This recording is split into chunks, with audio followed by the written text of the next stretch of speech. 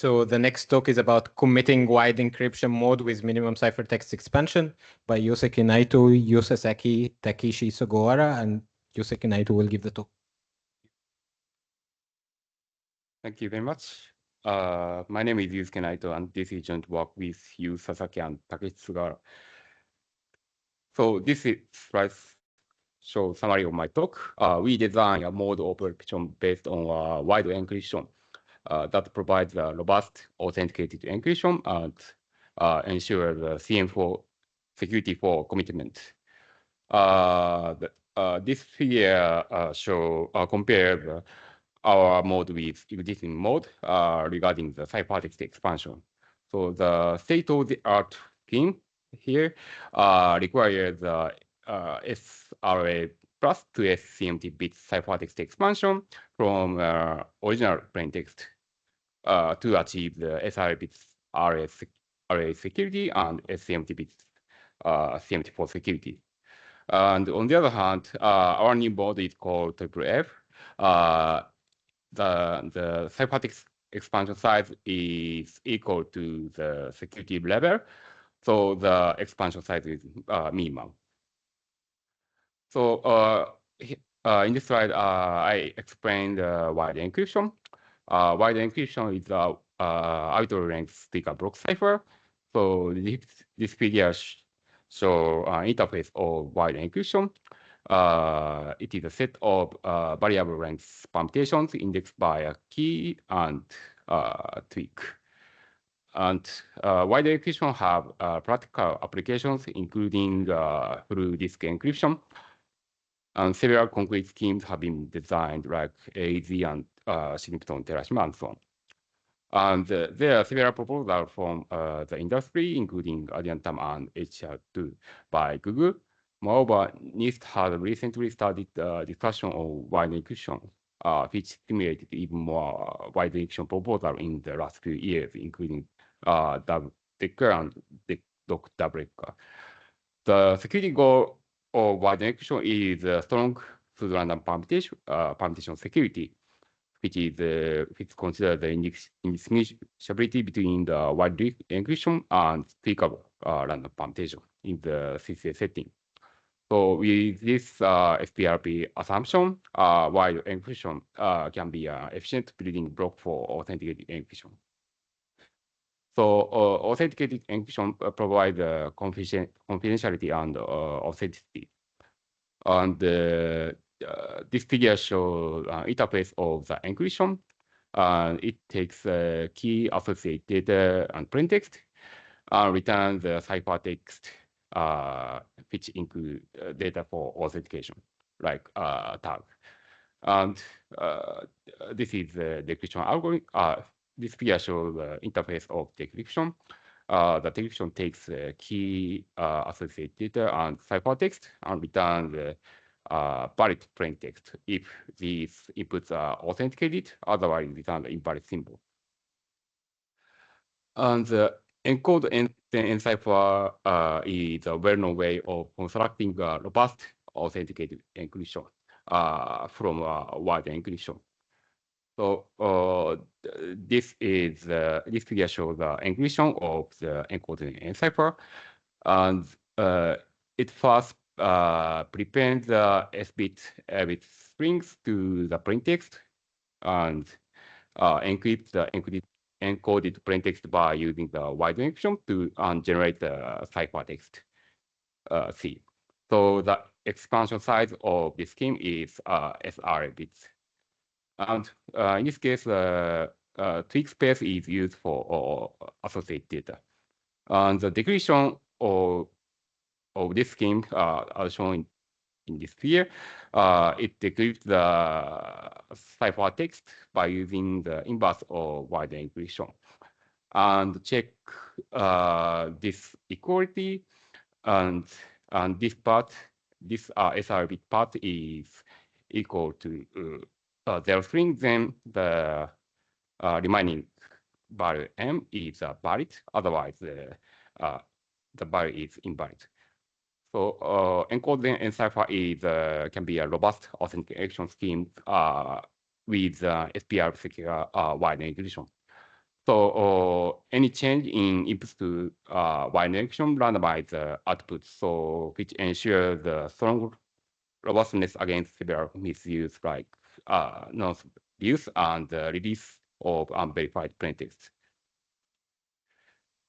So and committing security is actively studied new property for authenticated encryption, but it is not covered by standard A security notions. And several real-world attacks have been found, like such as the multi-recipient integrity attack and partially workload attack. So researchers for committing security have been motivated by these real-world attacks. The goal of adversary is to generate a ciphertext that is successfully decrypted with distinct decryption context. That is, adversary try to find the collision of the encryption of authenticated encryption with these conditions. This condition is for CMT1. CMT1 is the security notion for key commitment, and this is a condition for CMT4, which is the security notion for context commitment. And since CMT4 implies the CMT1 security, so we focus on CMT4 security. The committing security games as well as the associated data and plaintext. And many A schemes have been designed without considering committing security, so they are efficient attack on these important schemes. And regarding the encoded and cipher schemes, Chen et al. Show the attack and proofs on concrete scheme like AZRiantam and HR2, and they show that these schemes achieve the SCMT bit CMT1 security with 2 SCMT bit ciphertext expansion, but the security is equipped at half of n bits. N is the block size of the underlying block cipher. So with the commonly used 120-bit block ciphers like AES, their CMT1 security only ensure at most 64 bits. But the 64-bit security level is insufficient, suggested by Chan Rogaway. They mentioned that at least 80-bit security level is necessary because committing security is offline.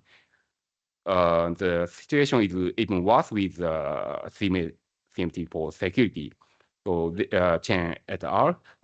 Showed that these encoded cipher-based schemes are all broken in the constant time. So since the committing security of authenticated encryption is equal to the collision resistance of the encryption of authenticated encryption, so by using collision resistance hash function, it can be compiled to have committing security. So several works designed a hash-based mode. Fashim et al. Designed a mode for CMT1 security, and Chan and Rogaway designed CTX mode for CMT4 security. So regarding the expansion size, by the birthday attack, the hash size must be at least 2 estimate bit to achieve CMT bit committing security. So naive combination of encoded and cipher and hash function, as shown in this figure, requires SRA plus 2 CMT bit ciphertext expansion. So that is the expansion size is longer than the security level, and so the size has room for improvement. So this slide shows our contribution.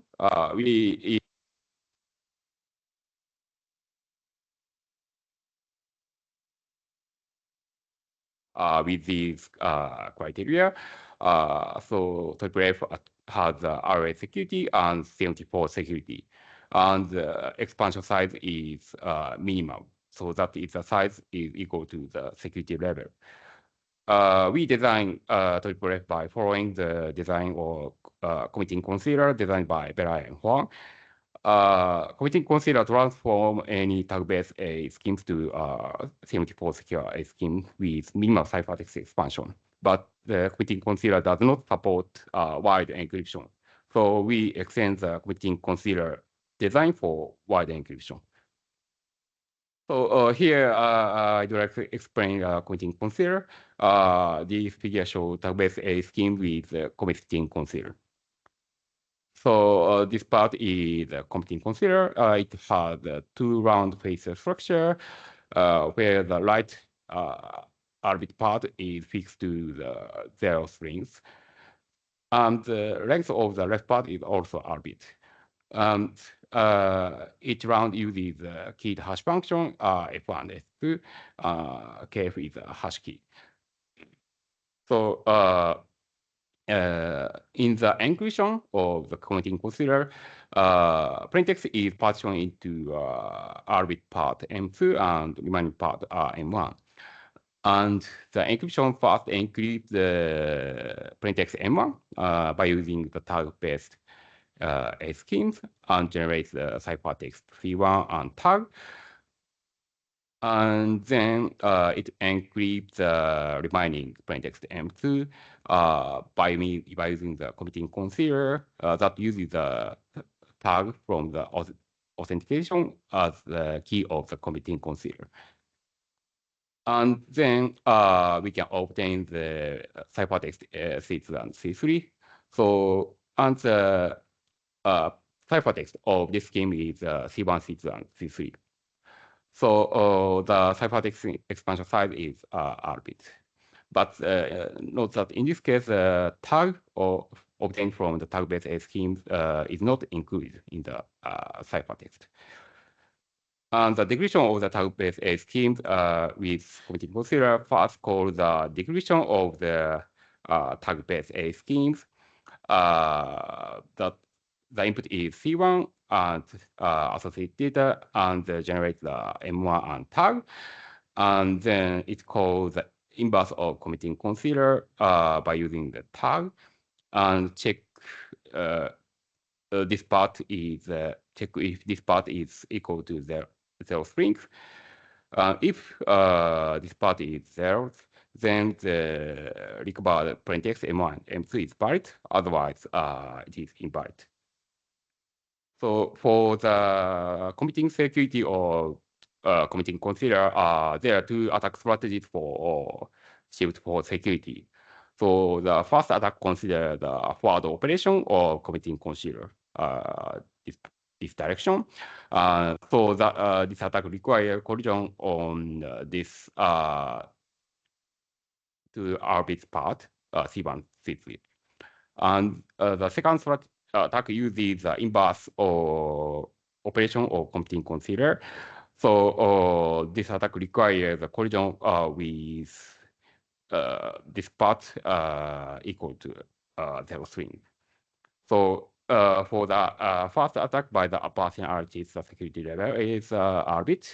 And for the attack to the right part is randomized by the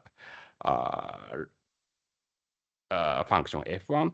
So the security level is orbit. So the committing concealer based scheme achieve orbit CMT4 security. So that is the and the security level is equal to the size of ciphertext expansion size. On the other hand, its extension to wide encryption is not straightforward because the scheme relies on the tag-based schemes, and the tag is not included in the ciphertext. So when replacing the tag-based scheme with a wide encryption, the inverse of the wide encryption cannot be performed since the fraction of wide encryption's output is lost. So we design a mode triple F so that the inverse of wide encryption can be performed. This figure shows our mode triple F. It has a 3-round face structure, and right part is fixed to the 0 string. So this the length of this part is R bit, and the length of the left part is L bit. And each round perform keyed hash function with the hash key KF and associated. And also, the wide encryption key is defined by using the keyed hash function F0. Since the ciphertext includes all bits of the output of wide encryption, the decryption of FFF can perform the inverse of wide encryption. And regarding the hash function F0, F1, F2, and F3, they serve as for random occurs for CMT4 security and Suzanne functions for RA security. And these hash functions can be associated with a single hash function by using domain separations. And by using iterative hash functions such as SHA-3 and SHA-2, the eternal state after processing the in pair key and associated data can be reused for efficiency. Regarding the security of FFF, it has the simple security of this security level, and similar to the committing consider, we consider two attack strategies. The first strategy uses the forward operation of FFF, and that requires collision on the C2 and C3 part.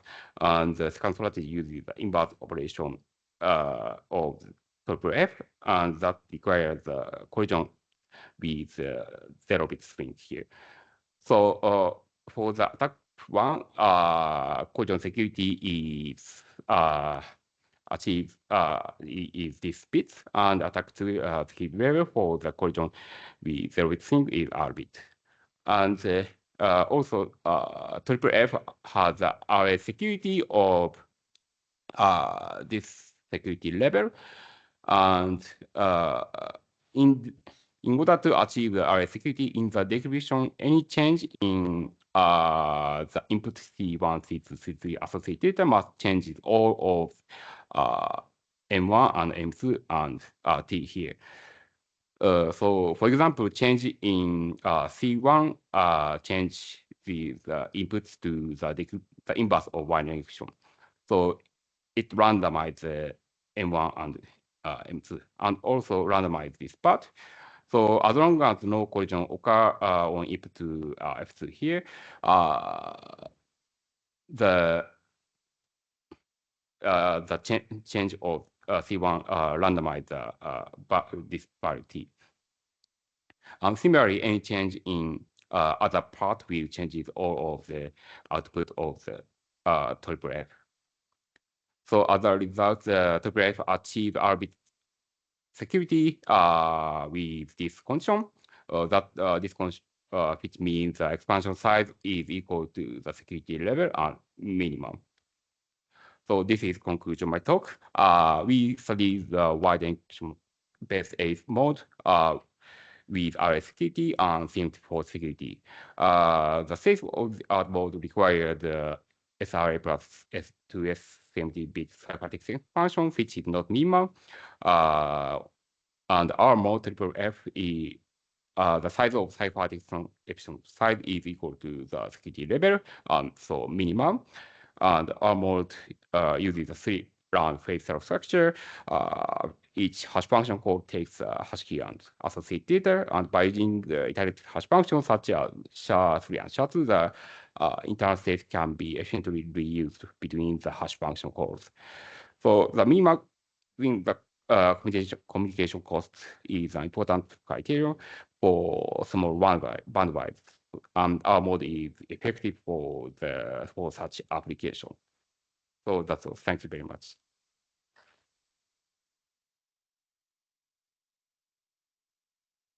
So we have time for one question, maybe. Any questions? Okay, so one question. So in your construction, you have F1, F2, F3, but you're using the same key. So they like independent or the same function? Yes, I use the same function and using the same domain separation. Okay. Thank you. Thank you. Thanks. Let's thank the speaker again.